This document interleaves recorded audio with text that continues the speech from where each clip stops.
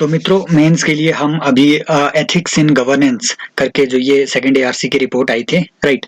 ये मेंस के लिए आपके लिए बहुत इंपॉर्टेंट है कि किस तरीके से आप गवर्नेंस को एथिकल बना सकते हैं। तो जीएस पेपर 4 के लिए तो बहुत इंपॉर्टेंट है सर। हमने नोलन कमेटी की रिकमेंडेशन वगैरह ये सब चीजें हमने पिछले लेक्चर में कवर कर दी थी। 1.5 घंटे का वो लेक्चर है, एक बार जाके देख लेना। अब हम यहाँ पे इसमें लगभग 20 के करीब इसमें पेजेस बचे हुए हैं। हम इनको अभी कवर करेंगे अगले 20-25 मिनट में, और हमारा फिर एथिक्स का एक बहुत बड़ा पार्ट इसी के साथ कंप्लीट हो जाएगा, क्योंकि एथिक्स में यूजुअली क्वेश्चन इसी बात पे आते हैं कि करप्शन को हम कैसे चेक करें, गवर्नेंस को और ज्यादा पीपल फ्रेंडली कैसे बनाया जाए, राइट। एग्जांपल्स हमें इसमें देने होते हैं, और साथ में ये आपके जो गवर्नेंस का जो भी आपका टॉपिक रहते हैं जीएस पेपर 2, वहां पे आप डायरेक्टली सेकंड एआरसी को कोट कर सकते हैं कि these are the recommendations of second ARC in order to give more weight to your answer, right। तो अभी हम इसका 5th चैप्टर यहाँ पे शुरू करेंगे सोशल इंफ्रास्ट्रक्चर पे।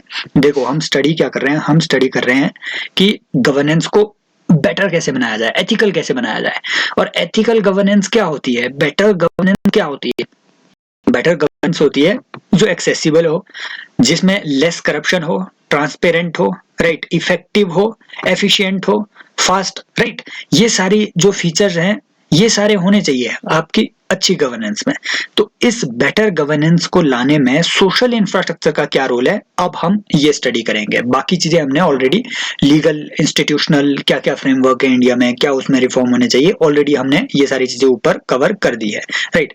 तो अब हम कवर करेंगे सोशल इंफ्रास्ट्रक्चर। यहाँ पर सोशल इंफ्रास्ट्रक्चर का मतलब क्या है? सोशल इंफ्रास्ट्रक्चर का मतलब होता है एजुकेशन, अवेयरनेस, राइट। सोसाइटी में अवेयरनेस, सोसाइटी की स्ट्रेंथ को बढ़ाना, that is your social infrastructure governance के रेफरेंस में।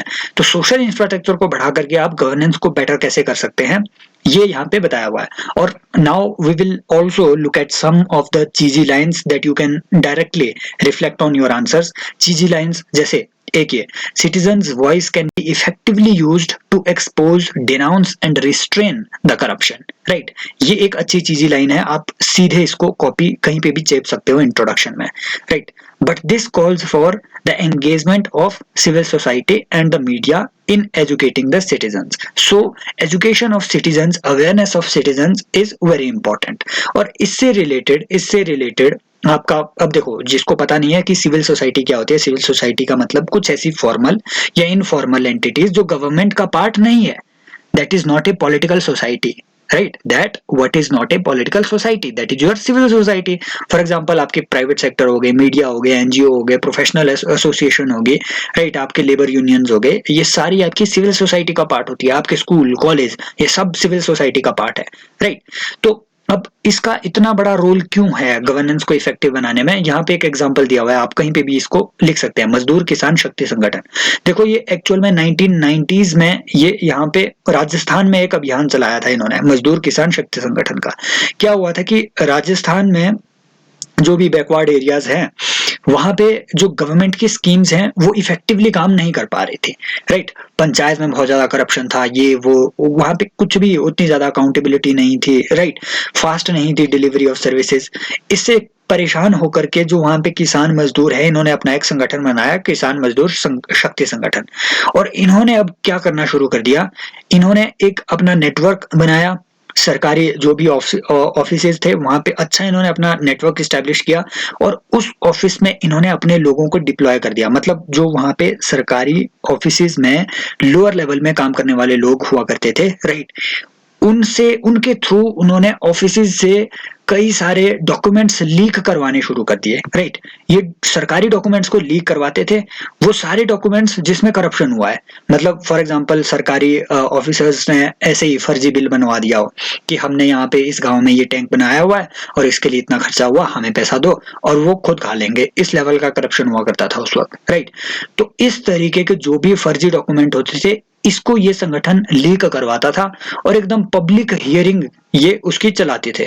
पब्लिक हियरिंग, गांव इकट्ठा कर देंगे, गांव के सामने बताएंगे कि देखो इतना फ्रॉड हो रहा है यहाँ पे, हमारे यहाँ तो कोई टैंक बना ही नहीं है, फिर भी इन्होंने बिल काट दिया, राइट। Public hearing. और इस वजह से जो है बहुत ज्यादा वहां की सरकारी अथॉरिटीज पे, काफी ज्यादा गवर्नमेंट अथॉरिटीज पे प्रेशर पड़ना शुरू कर गया।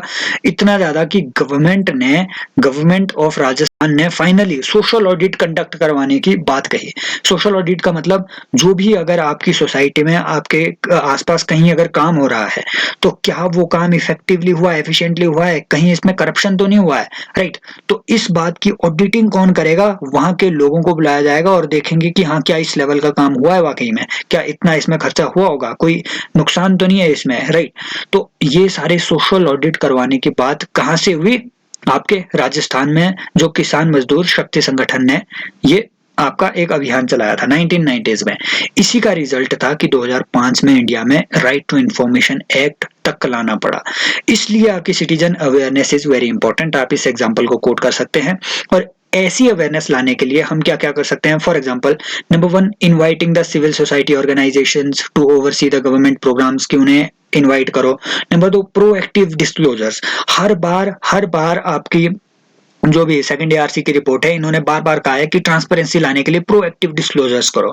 आरटीआई फाइल करने की जरूरत ही नहीं है, आरटीआई फाइल करने की जरूरत ही नहीं होनी चाहिए। आपकी वेबसाइट पे सारी इंफॉर्मेशन खुद अवेलेबल होनी चाहिए, राइट, ताकि सिटीजन उसको एक्सेस कर सके, इन्फॉर्म्ड सिटीजनरी आप पैदा कर सको। नेक्स्ट क्या हो सकता है कि सर्विस स्टैंडर्ड्स को आप डिसेमिनेट करो।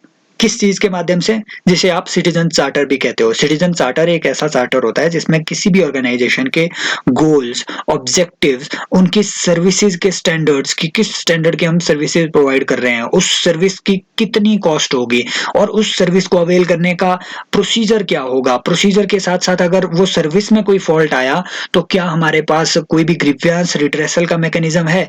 ये सारी चीजें जिस एक डॉक्यूमेंट में लिखी होती है उसे हम कहते हैं सिटीजन चार्टर।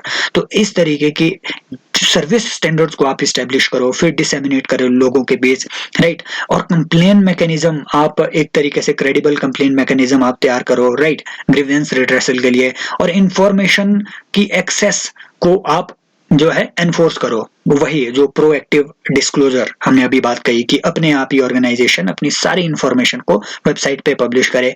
और assessing the public confidence in anti corruption institutions, right, कि जो एंटी करप्शन इंस्टीट्यूशंस है जैसे सीबीआई हो गया, ईडी हो गया, लोगों का इन पे कितना कॉन्फिडेंस है, कहीं कॉन्फिडेंस कम तो नहीं है, लोग इन पे डाउट तो नहीं करते हैं। तो इन ऑर्गेनाइजेशंस को रिफॉर्म करना पड़ेगा, क्योंकि इन्वेस्टिगेशन पे पब्लिक कॉन्फिडेंस होना बहुत जरूरी है डेमोक्रेसी में, राइट। नेक्स्ट आता है educating the society on the events of corruption. Corruption पे उन्हें एजुकेट करो। Public hearings of government audits, मतलब आप एक तरीके के सोशल ऑडिट का प्रोग्राम लाओ, राइट। और public education and awareness campaigns चलाओ इस बारे में। और कैसे हम अवेयर कर सकते हैं, holding integrity workshops and public hearings, ये वही सारी चीजें रिपीट हो रही है।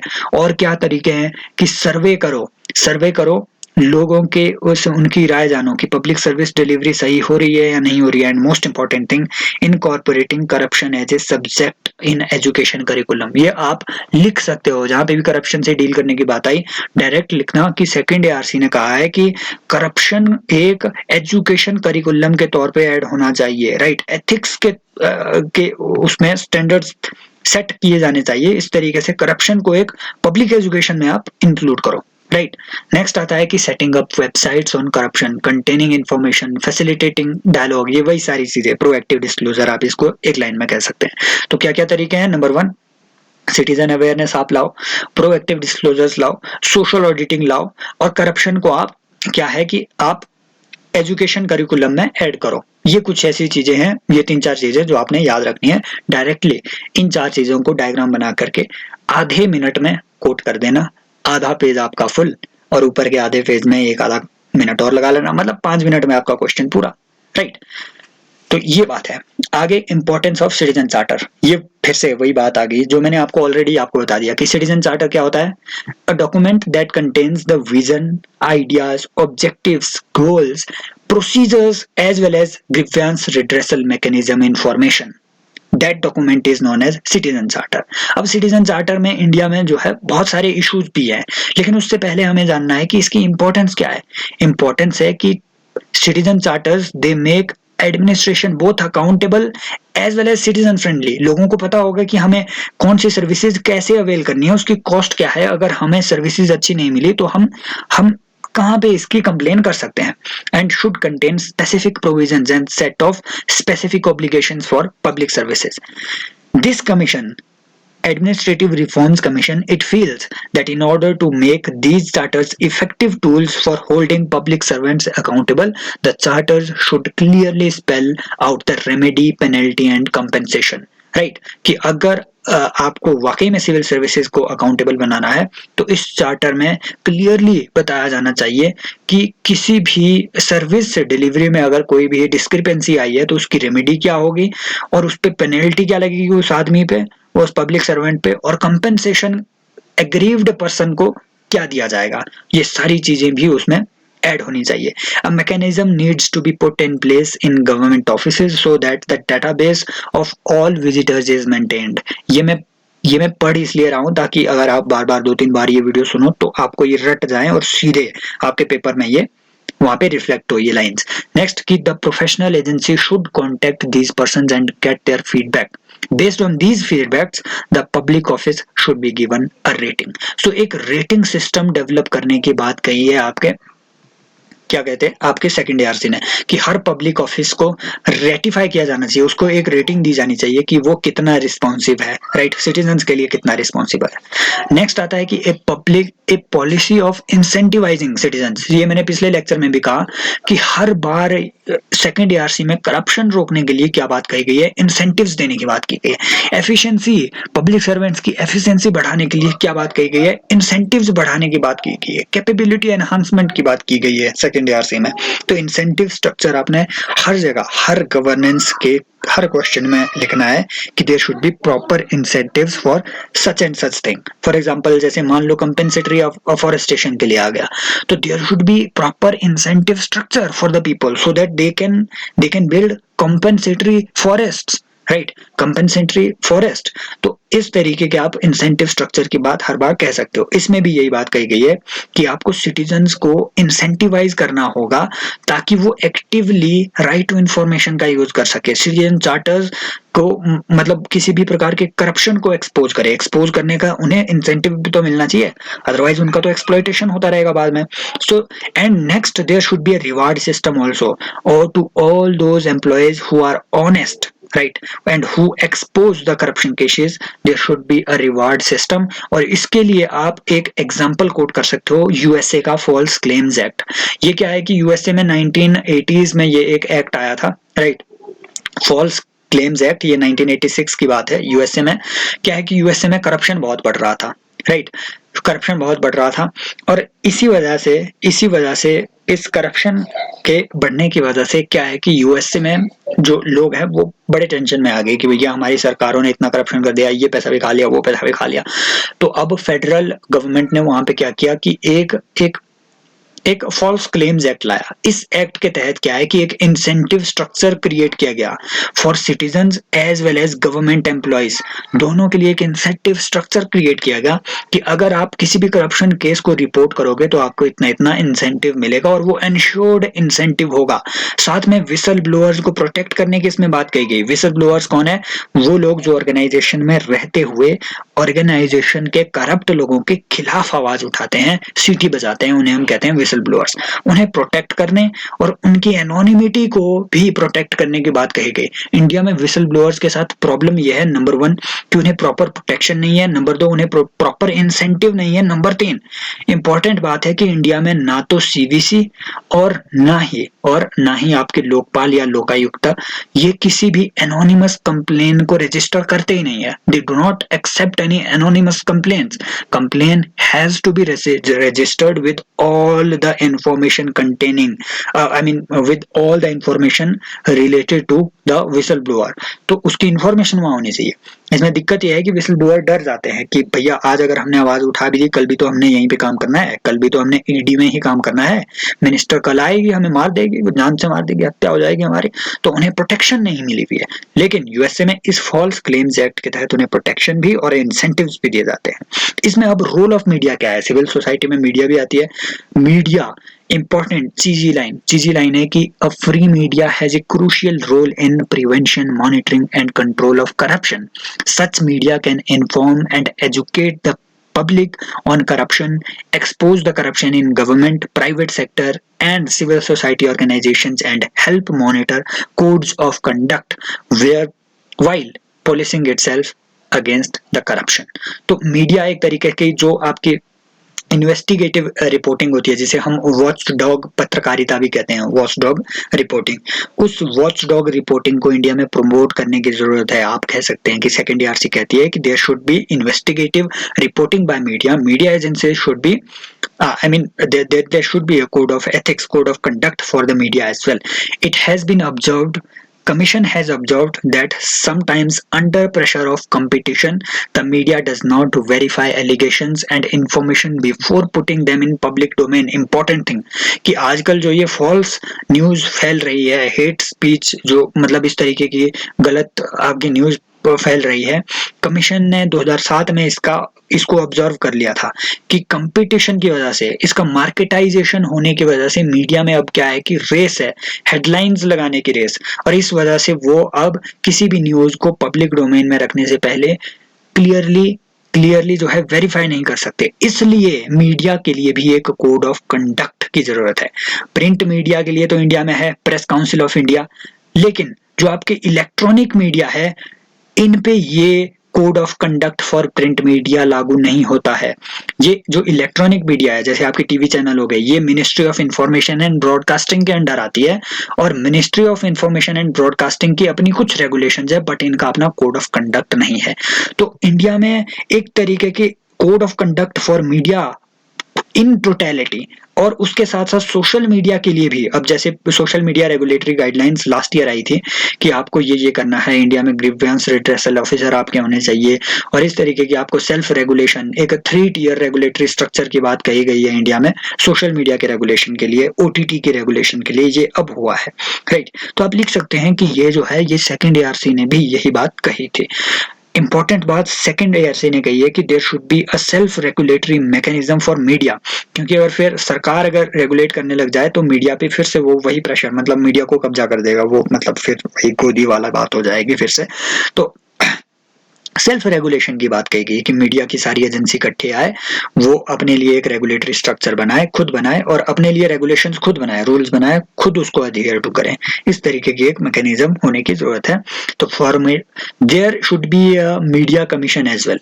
तो देखो, एक इस तरीके का सेल्फ रेगुलेटरी मैकेनिज्म हमने लास्ट लेक्चर में पढ़ा कि सेकेंड एआरसी ने ऐसा ही एक मैकेनिज्म जुडिशरी के लिए भी प्रपोज किया है कि there should be a national judicial council, right, national judicial council, जिसमें कि जजेस के कोड ऑफ कंडक्ट वहां पे वो एनफोर्स करेगी। एक इसी तरीके की सेल्फ रेगुलेटरी मैकेनिज्म लाने की जरूरत है, और उसके लिए मीडिया कमीशन बनाया जाना चाहिए, सेकेंड ईआरसी ऐसा बोलती है।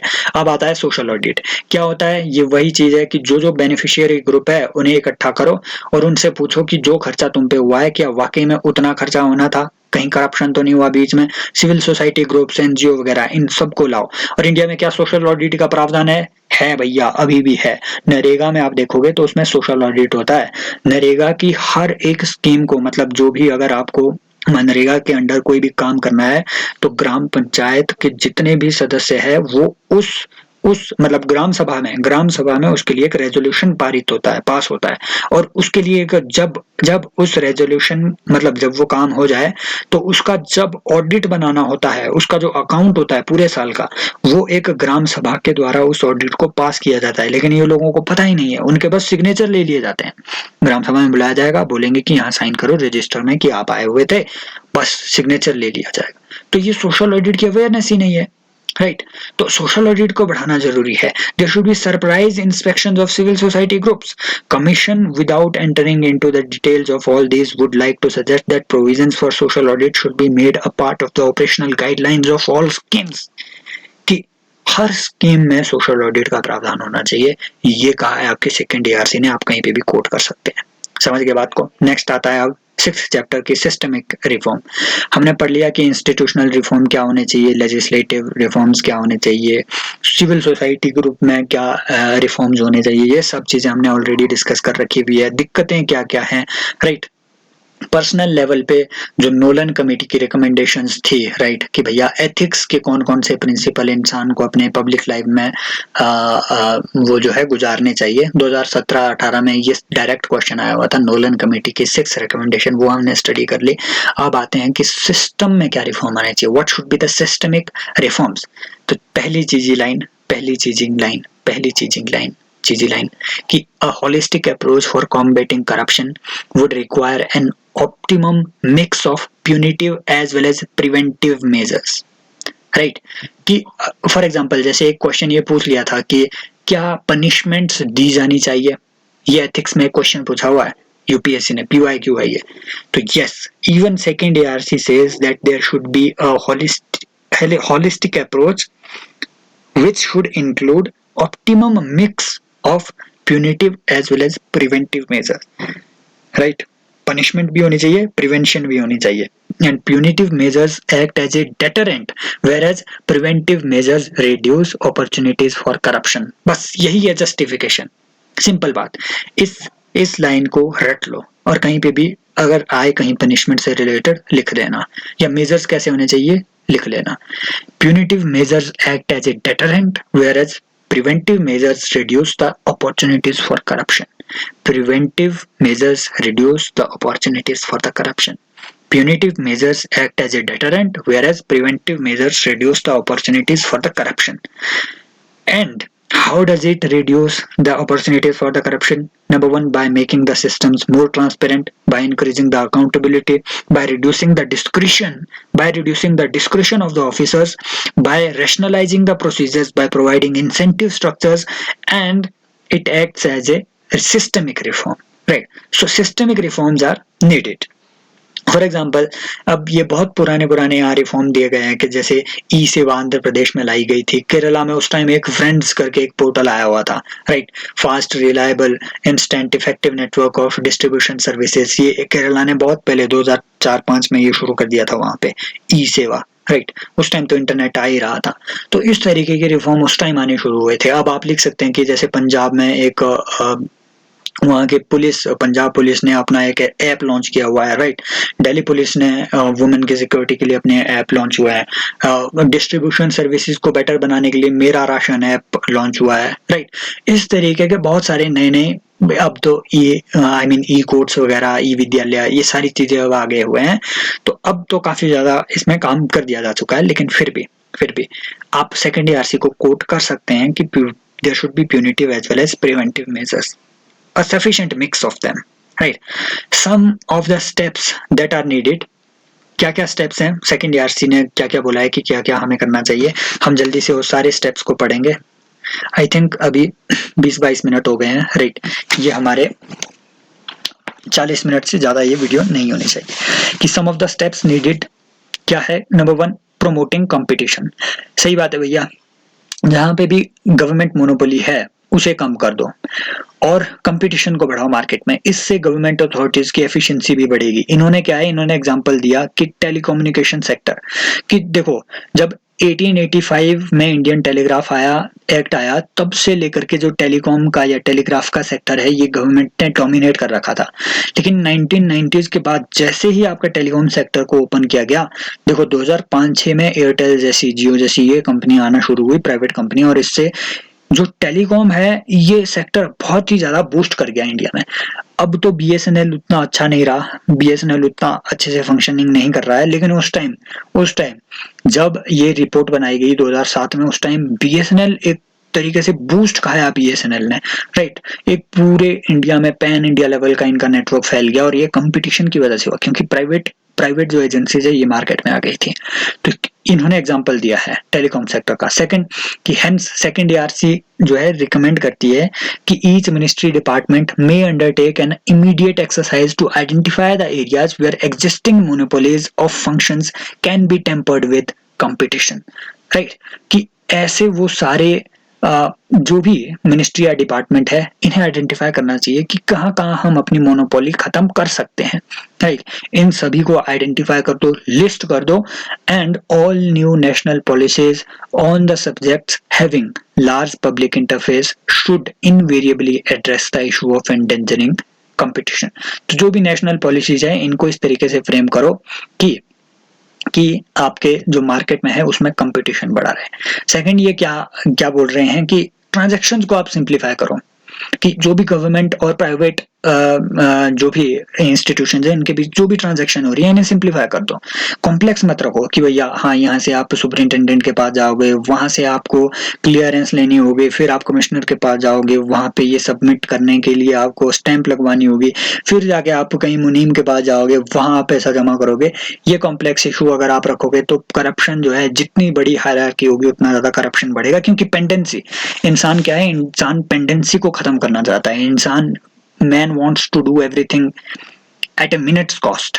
तो वो पैसे की कॉस्ट नहीं देख रहा है, वो मिनट की कॉस्ट देख रहा है। वो राइट वो कुछ भी स्पेंड करने के लिए रेडी है अगर आप उसका टाइम बचाते हैं तो इस हायरार्की से उसका टाइम क्योंकि ज्यादा लग रहा है और वो करप्शन में इंडल्ज होगा, वो ऑफर करेगा, ब्राइब्स ऑफर करेगा। तो इसे खत्म करो। तो एआरसी ने क्या कहा कि there needs to bring a simplification of method of centre stage, right, of administrative reforms and specific sectoral requirements for broad principle adoption। कोई जरूरत नहीं है, सिंपल बात यह है कि जो भी आपकी ट्रांजैक्शन हो रही है उसके लिए प्रॉपर आप मैनुअल बनाओ, कोड बनाओ, राइट, मैनुअल बनाओ, कोड बनाओ।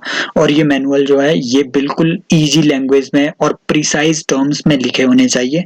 और इन मैनुअल और कोड्स को लोगों के बीच फैलाओ भी, ताकि उन्हें पता चले कि ये ट्रांजैक्शन आपकी होनी कैसे है, राइट। इस तरीके से आप ट्रांजैक्शंस को इजी करो। एग्जांपल दे सकते हैं, जैसे अब तो मतलब online digital transactions between the government authorities. यहाँ ट्रांजैक्शन का मतलब पैसे का लेन देन ही नहीं होता है। ट्रांजैक्शन का मतलब any business transaction, business transaction, यहाँ बिजनेस का मतलब है काम की बात। बस कोई भी काम हो रहा है उसको सिंप्लीफाई करो, ये बात ये कह रहे हैं। नेक्स्ट आ रहा है तीसरी रिकमेंडेशन उन्होंने दी, in use of information technology. Modi ji जो बात कर रहे हैं 2014 से लेकर के, वो एआरसी ने 2007 में कर दी थी कि इंफॉर्मेशन टेक्नोलॉजी को लाओ गवर्नेंस में, जितना ज्यादा आप ला सकते हो। बस सिंपल आप यही रिकमेंडेशन इसमें दे भी सकते हो। अब तो बहुत ज्यादा आ भी गई है आईसीटी, हर डिपार्टमेंट जो है डिजिटाइज हो गया है। तो आप इसमें रिकमेंडेशन लिख सकते हो कि एआरसी ने क्या रिकमेंड किया था, हर मिनिस्ट्री डिपार्टमेंट या ऑर्गेनाइजेशन की अपने अपने प्लान होने चाहिए to improve IT integration, ICT integration. दूसरा कि हर जो आपकी ministry of information and technology है, इसे कुछ गवर्नमेंटल प्रोसेसेस को आइडेंटिफाई करना चाहिए जो कि हर एक डिपार्टमेंट में लागू हो। प्रोसेसेस मतलब कि भैया कैसे कैसे आप इन प्रोसीजर्स को फॉलो करके, मतलब डिपार्टमेंट में जो भी आपको क्लियरेंसेस चाहिए तो उन क्लियरेंस को लेने के लिए प्रोसेस क्या होगा वो मिनिस्ट्री ऑफ आईटी को आइडेंटिफाई करना चाहिए। और यूनिवर्सली एक जैसा वो नेशन वाइड स्केल पे लागू होना चाहिए।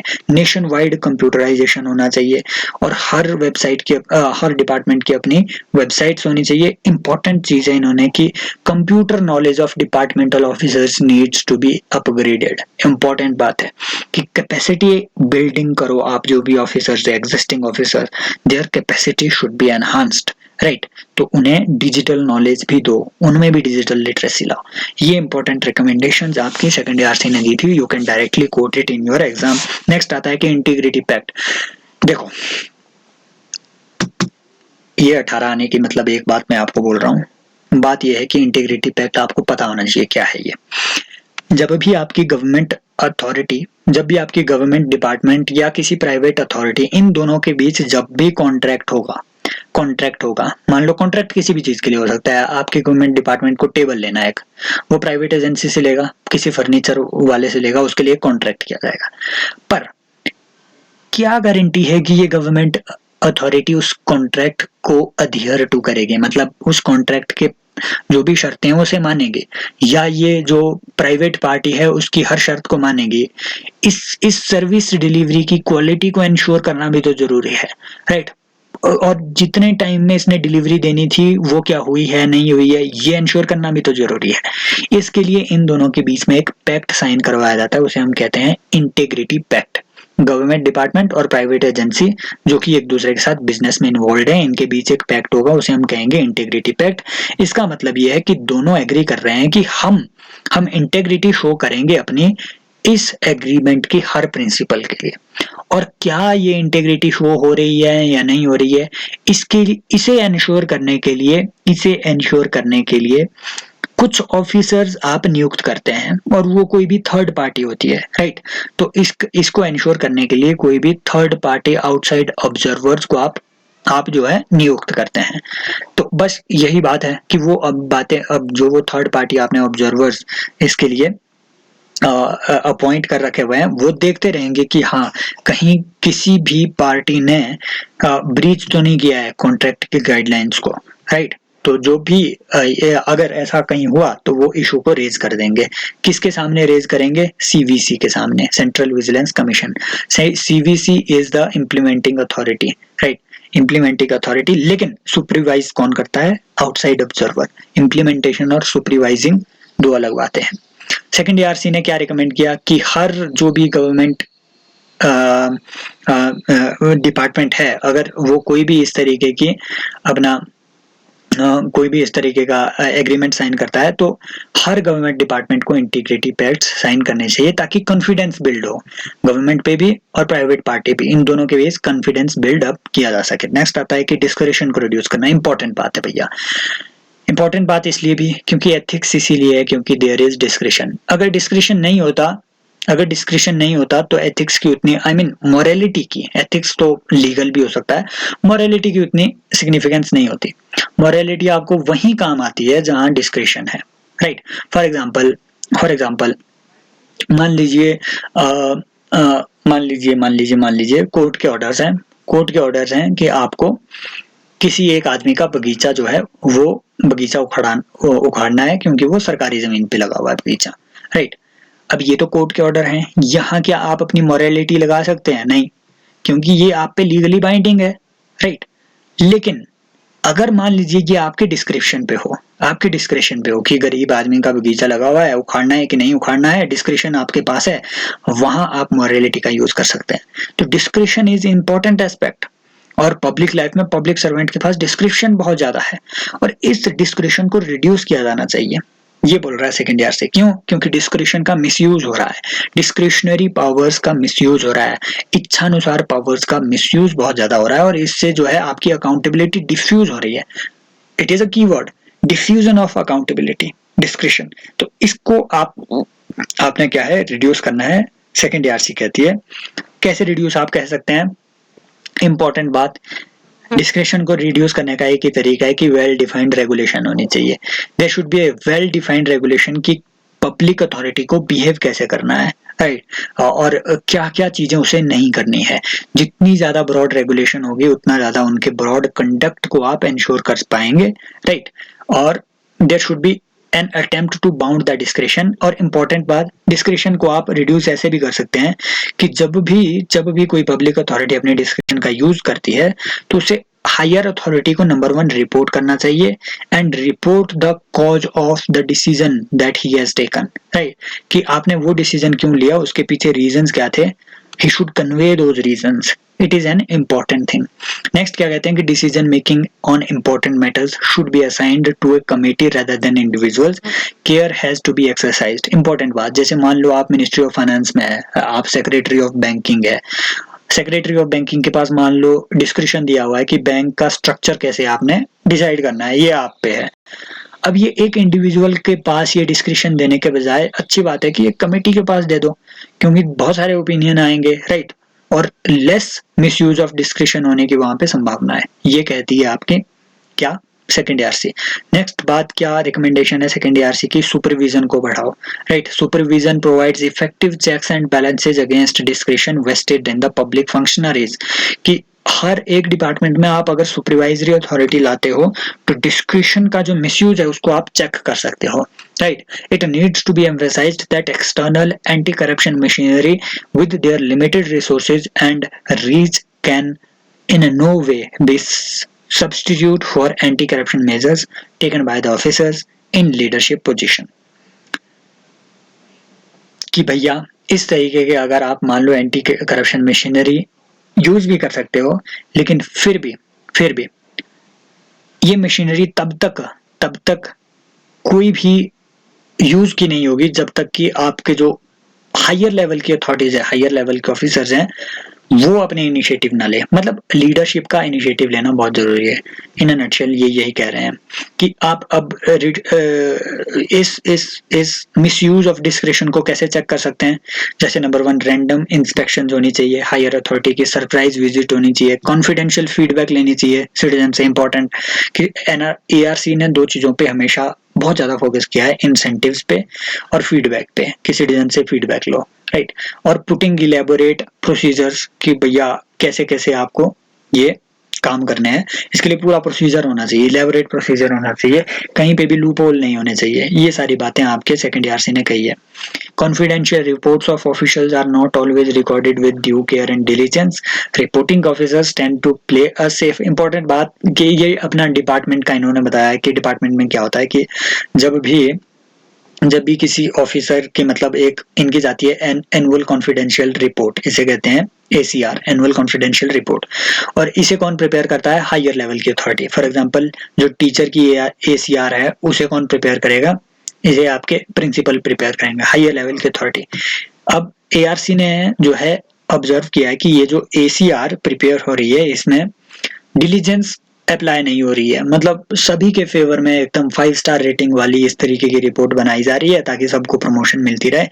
इसको हमें रोकना होगा। Corruption can take place when public servant does something illegal in order to benefit the citizen. Passing an illegal assessment order to favor a tax SSC is an example of corruption, right?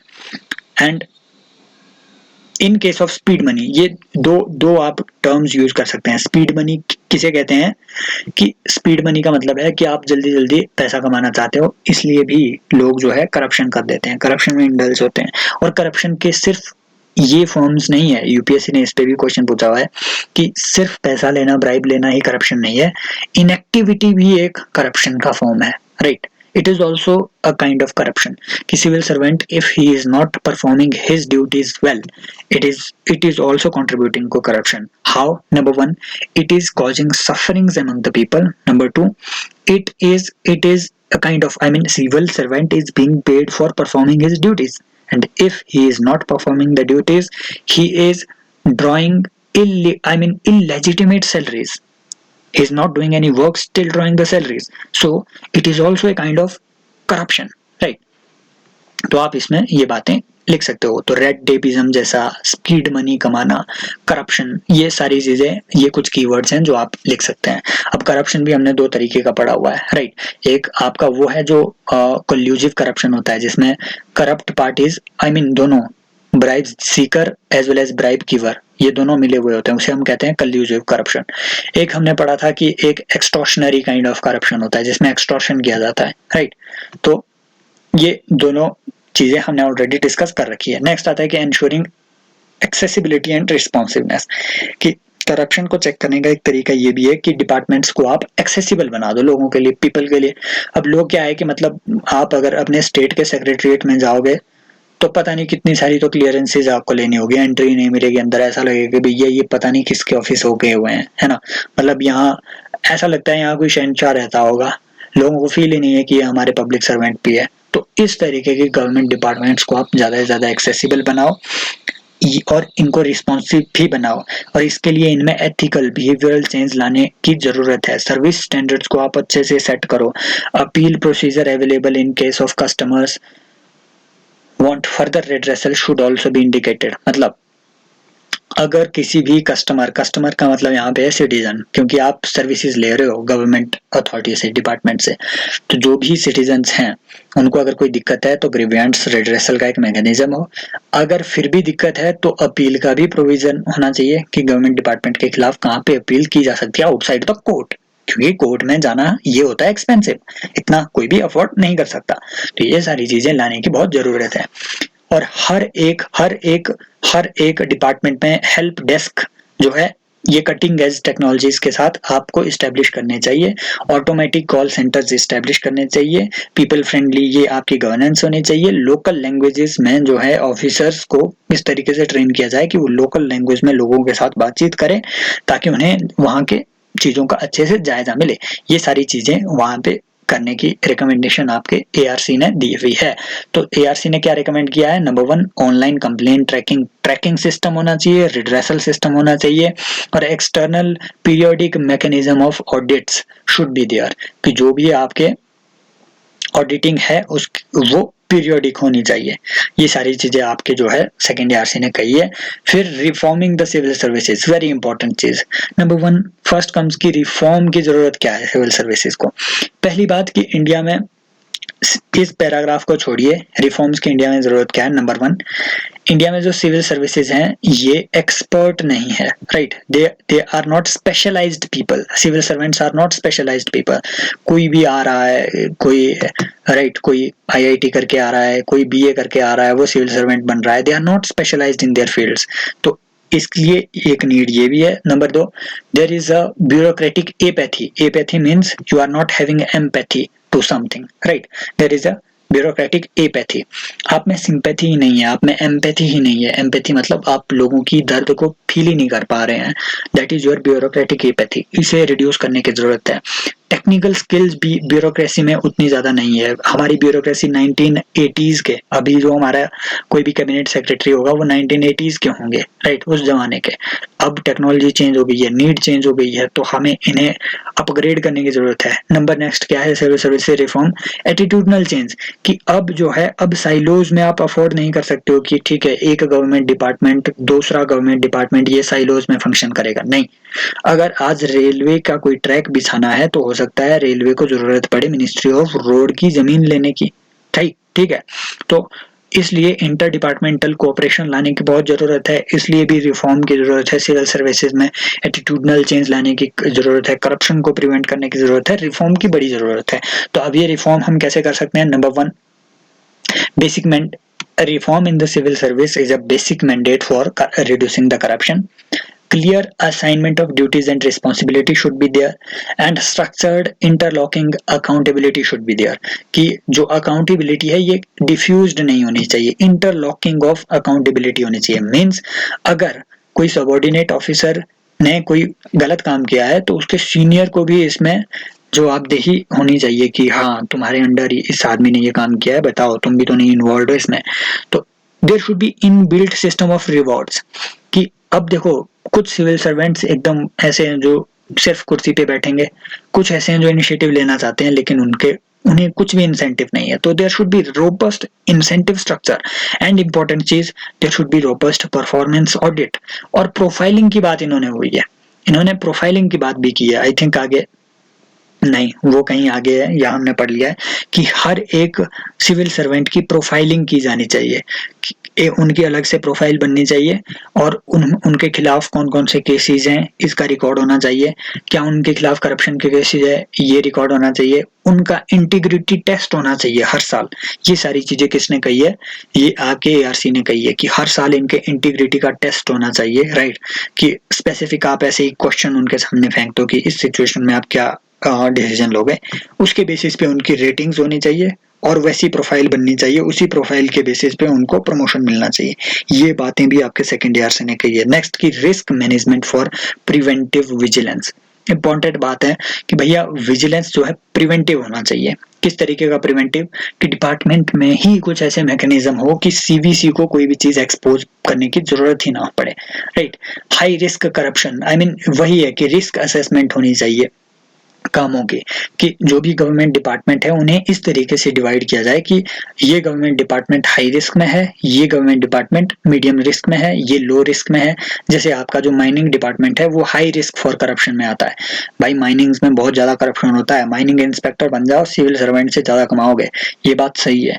High risk corruption वाले department इस तरीके इनको list कर दो, यहाँ पे ज्यादा check रखो, यहाँ पे कम चेक रखो। लो रिस्क करप्शन का मतलब है मान लो आप डिपार्टमेंट ऑफ इकोनॉमिक अफेयर्स में है, आप क्या ही करप्शन कर लोगे वहां पे, आपको सिर्फ मतलब डाटा ही तो कलेक्ट करना है। तो ये आपकी लो रिस्क करप्शन की कैटेगरी में आ गया। तो इस तरीके से इन्हें कैटेगराइज करना बहुत जरूरी है। Method to assess the integrity of the person through integrity test, जो मैंने आपको बात कही कि हर साल इस तरीके के इंटीग्रिटी टेस्ट होने चाहिए हर एक सिविल सर्वेंट के। ये बात भी आपकी कही है सेकेंड ईआरसी ने।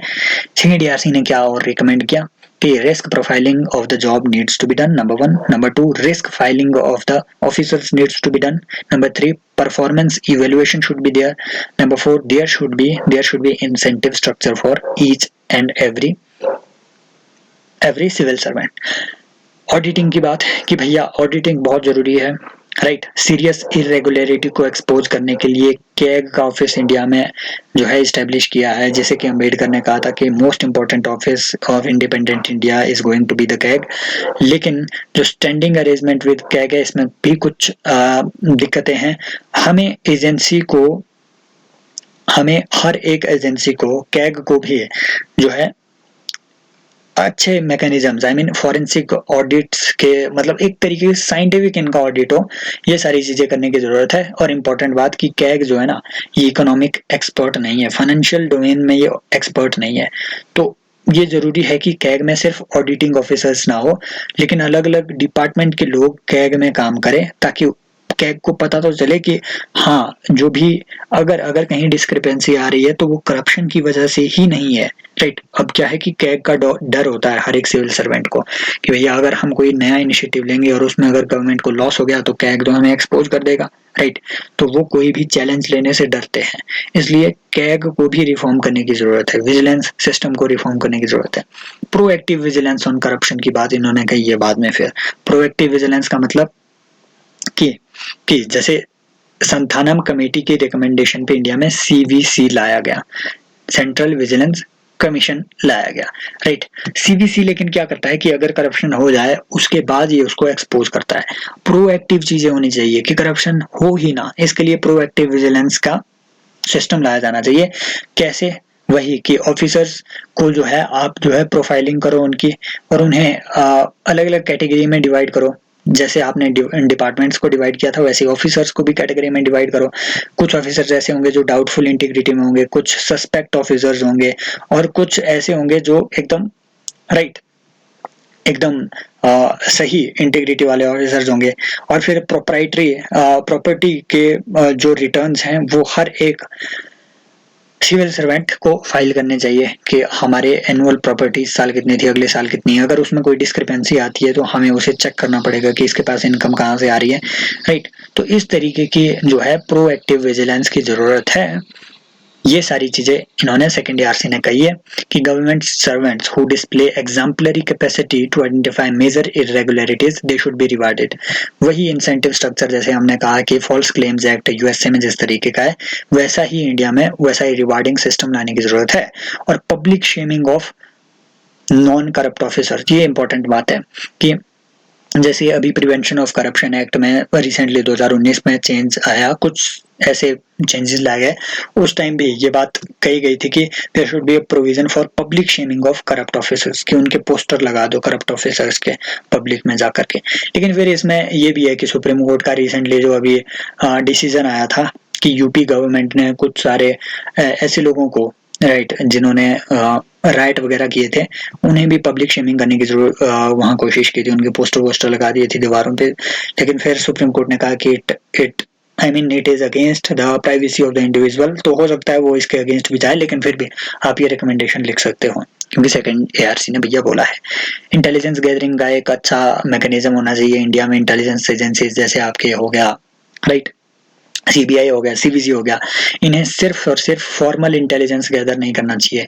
हर public servant, influential public servant की लाइफ स्टाइल्स को आप उन्हें स्टडी करो, वो दिन में क्या क्या करते हैं, उनके उनके जो डिसीजंस हैं उनको इफेक्टिवली स्टडी करो। राइट। तो इस तरीके की इंटेलिजेंस गैदरिंग होनी चाहिए। और विजिलेंस नेटवर्क आपको स्टैब्लिश करना चाहिए, एक नेशनल डेटाबेस होना चाहिए जिसमें सारी एजेंसीज कनेक्टेड हो, सीबीआई, सीवीसी वगैरह ये साइलोस में काम ना करे। और ताकि अगर एक एजेंसी ने कुछ किसी एक ऑफिसर के खिलाफ कोई इनिशिएटिव लिया है तो दूसरी एजेंसी भी अवेयर हो, और अगर उनका डाटा मैच करता है तो वो शेयर भी करे एक दूसरे से डाटा, ताकि इजीली जल्दी उनके जो है केस को वो कर सके। ये वीडियो बहुत लंबी जा रही है, राइट, लेकिन अभी थोड़े से इसमें बचे हैं हमारे पास शायद 10 मिनट में अब ये कवर हो जाएगा, क्योंकि आगे अब उतना इम्पोर्टेंट तो है लेकिन उतने पॉइंट्स नहीं है। इम्पोर्टेंट है कि protecting the honest civil servant, it is very important. Second ARC भी कहती है। अब इम्पोर्टेंट बात है, अगर आप से प्रिवेंशन ऑफ करप्शन एक्ट, क्योंकि रिसेंटली अमेंडमेंट हुआ है तो पूछा जा सकता है, उसकी एक बार जो अमेंडमेंट है उनको ध्यान से पढ़ लेना। और इम्पोर्टेंट बात कि ऑनेस्ट सिविल सर्वेंट को प्रोटेक्ट करने का उसमें भी प्रोविजन है। प्रोविजन ये कि अगर आपको किसी भी सिविल सर्वेंट के खिलाफ आपको केस फाइल करना है प्रिवेंशन ऑफ करप्शन एक्ट के अंडर, तो आपको पहले गवर्नमेंट की जो है इजाजत लेनी पड़ेगी, उनका कंसेंट लेना होगा प्रोसिक्यूशन के लिए। तो ये प्रोसीजर अभी प्रिवेंशन ऑफ करप्शन एक्ट में है, इसीलिए है ताकि ऑनेस्ट सिविल सर्वेंट्स को जो है प्रोटेक्ट किया जा सके किसी भी इस तरीके के आर्बिट्रेरी अरेस्ट से। ये क्यों जरूरी है? ताकि स्मूथ गवर्नमेंट फंक्शनिंग हो सके, पॉलिटिसाइजेशन कम हो सके ब्यूरोक्रेसी का, अदरवाइज तो फिर पॉलिटिकल लीडर्स क्या क्या करते रहेंगे, राइट। तो इन्होंने क्या बातें यहाँ पे कही है, इंपॉर्टेंट बातें,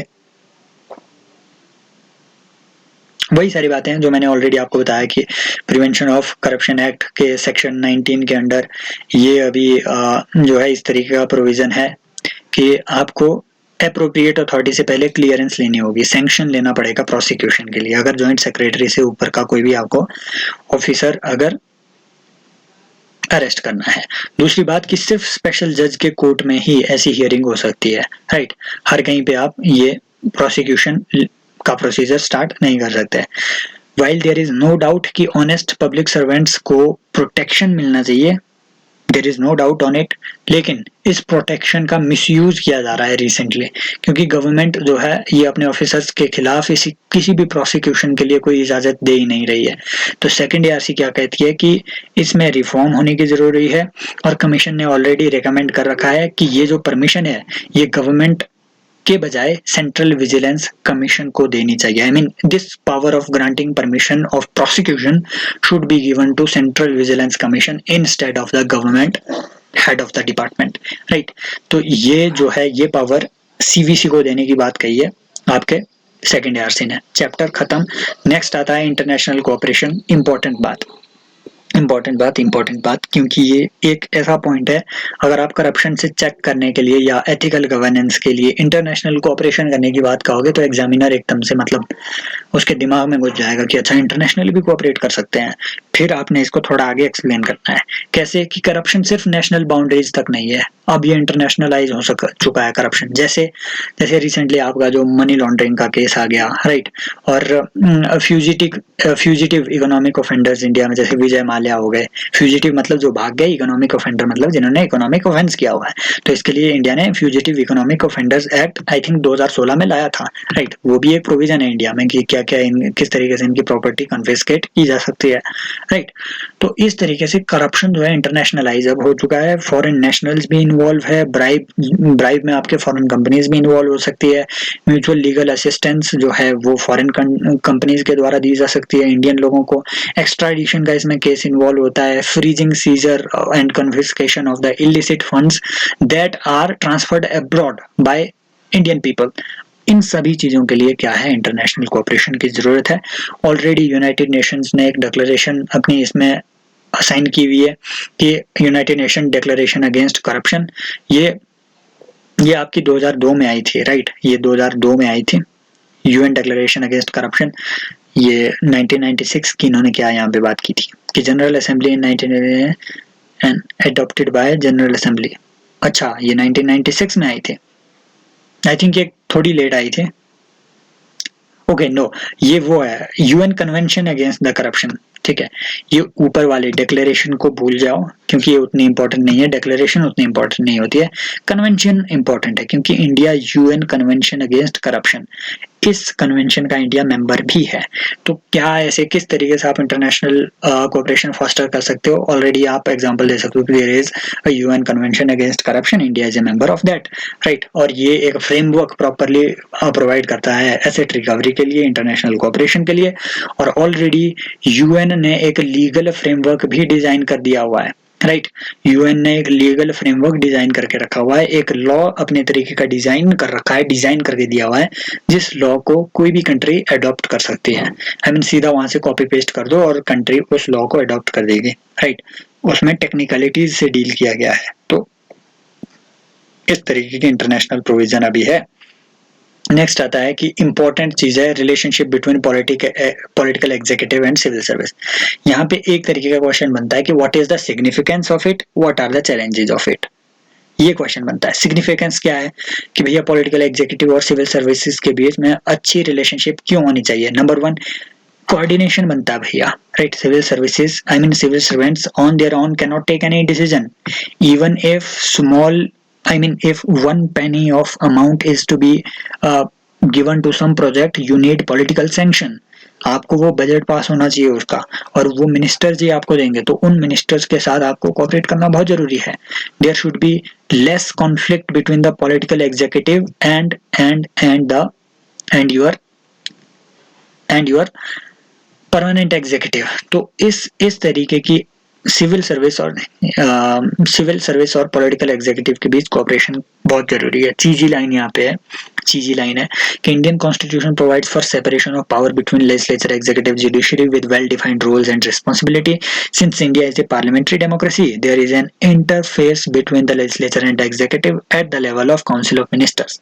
तो वहां उस लेवल पे तो इंडिया में इंटरफेस है, कोऑपरेशन है, लेकिन इंपॉर्टेंट बात है कि आर्टिकल 53 और 154 के अंडर क्या प्रोविजन है कि प्रेसिडेंट और गवर्नर में सारी पावर वेस्टेड है और वो इन पावर्स को एक्सरसाइज करेंगे with the help of, through the officer subordinate to them.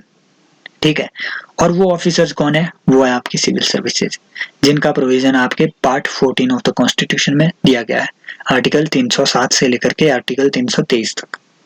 Right, तो ये जो है कॉन्स्टिट्यूशनल प्रोविजन दिया गया है सिविल सर्विसेज को, इसलिए इनके बीच कोऑपरेशन भी बहुत जरूरी है।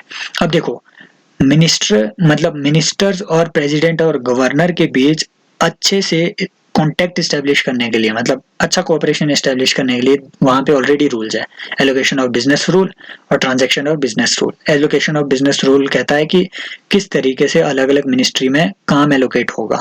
ट्रांजैक्शन ऑफ बिजनेस रूल कहता है कि अलग अलग मिनिस्ट्री किस तरीके से कोऑपरेट करेंगे और वो प्रेसिडेंट से उसे सैंक्शन कैसे मिलेगा। राइट, लेकिन relationship of secretary and minister it should be organic in nature. Right, जो मिनिस्टर ऑफ सेक्रेटरी है, ये इंपॉर्टेंट बात है कि minister has the mandate of the people to govern, but secretary has an equivalent constitutional mandate to advise the minister.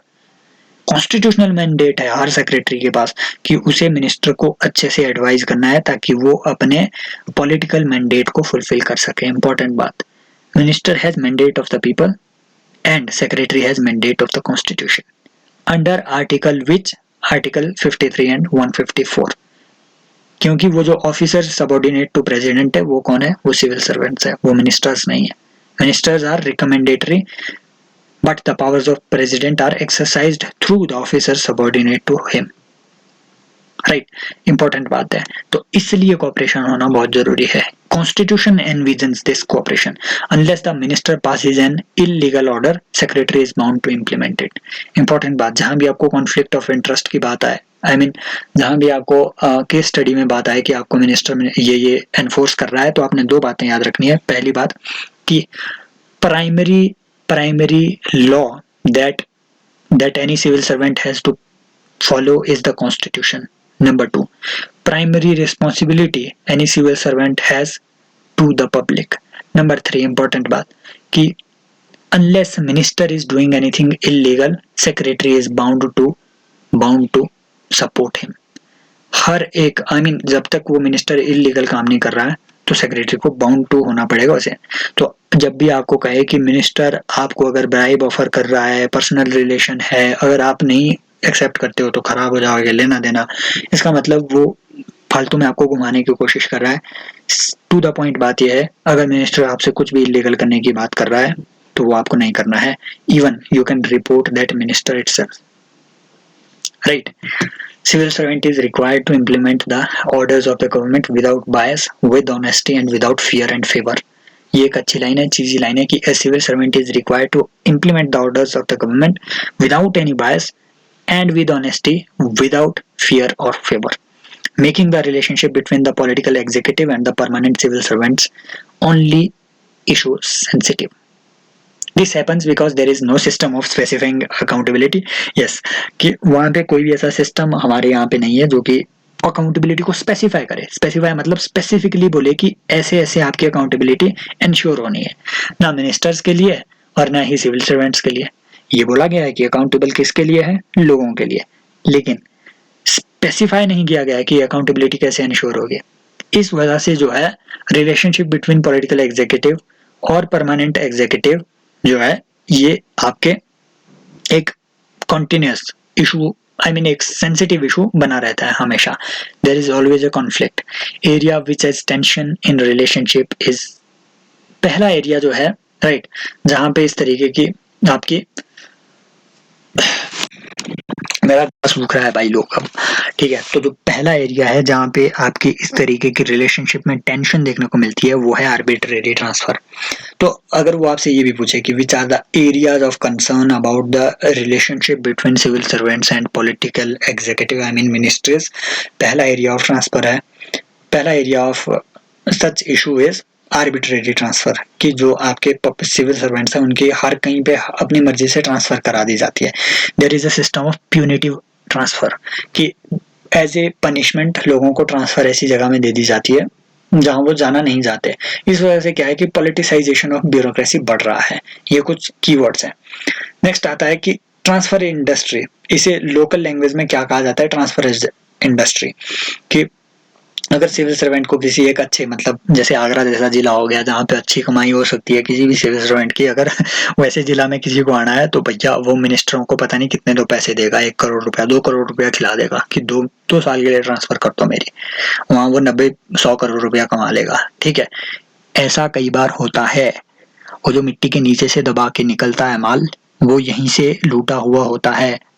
It is a लूट, it is a लूट, institutional लूट। ठीक है, तो इस और ये लूट एक एक वेल डिजाइंड स्ट्रक्चर, एक एक वेल डिजाइंड इंडस्ट्री के थ्रू हो रहा है, उसे हम ट्रांसफर इंडस्ट्री लोकल लैंग्वेज में कह रहे हैं। तो एक ऐसी इंडस्ट्री चल रही है। नेक्स्ट आता है कि इसको टैकल कैसे किया जाए। There should be detailed guidelines, detailed guidelines होनी चाहिए कि ट्रांसफर जो है सिविल सर्वेंट्स की कौन कौन बेसिस पे होनी चाहिए, कब कब ट्रांसफर होनी चाहिए, और फ्रीक्वेंट ट्रांसफर्स को चेक किया जाना जरूरी है। ऑलरेडी सेकंड एआरसी ने कहा है कि there should be a minimum tenure for each posting, और जब तक वो टेन्योर कंप्लीट ना हो जाए, मतलब जैसे 3 साल हो गया 5 साल हो गया, जब तक वो टेन्योर आपका कंप्लीट ना हो जाए तब तक बिना किसी स्पेसिफिक रीजन के, स्पेसिफाइड रीजन के बिना उस आदमी का वहां से ट्रांसफर नहीं होना चाहिए। इसीलिए तो इंडिया में सिविल सर्विसेज बोर्ड जो है वो लाए गए थे। जैसे स्टेट में जो सिविल सर्विसेज बोर्ड है उसका चेयरमैन कौन होता है, आपका कैबिनेट, स्टेट में आपका चीफ सेक्रेटरी, सेंटर में आपका cabinet secretary. Civil services board, इनका काम ही यही होता है, ये इंश्योर करना कि जो इन्फ्लुएंशियल पोस्ट पे है, मतलब 3 साल कम से कम ये लोग जो है गुजारे एक पोस्ट पे, इनकी फ्रीक्वेंट ट्रांसफर ना हो। राइट, तो जो इन्फ्लुएंशियल पोस्टिंग है उसे सिविल सर्विसेज बोर्ड से रेटिफाई करना जरूरी होता है। पर फिर सिविल सर्विसेज बोर्ड का भी वही है, पॉलिटिसाइजेशन किया हुआ है। सीएम ऊपर से फोन करेगा तो चीफ सेक्रेटरी क्या बोल पाएगा, बताओ। नेक्स्ट आता है कि any premature transfer before the completion of prescribed tenure should be based on sound administrative grounds which should be well spelled out in the transfer order itself। कि अगर प्री मेच्योर मतलब 3 साल से या 5 साल से पहले अगर किसी के ट्रांसफर करनी भी है किसी डीसी की उसके डिस्ट्रिक्ट से, तो उसके रीजन स्पेसिफाई करने होंगे, ये आपके सेकंड ईआरसी ने कहा है। Fourth, instrument of transfer should not be allowed to be misused either by bureaucrats or by politicians।